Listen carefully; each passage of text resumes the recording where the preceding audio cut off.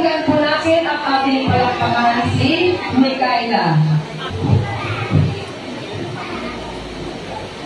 Magandang tanghali, Ginoo Divini. Ako si Mikaela, mula sa Breaking Derby.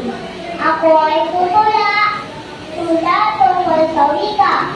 May sariling wika, ang ibang ika, iba ang sa ako, iba ang sa pusa, iba't ibang bansa, kanya-kanyang wika. Itagulan natin ang wikang pagkanda.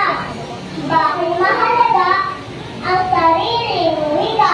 Ito ay kaluluwa ng mahal nating bansa.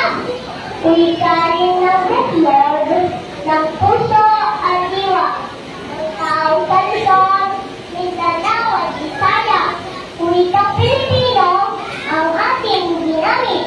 Magkakaisa ang puso at isip.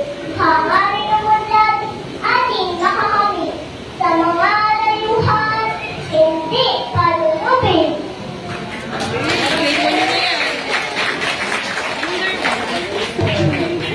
Thank you.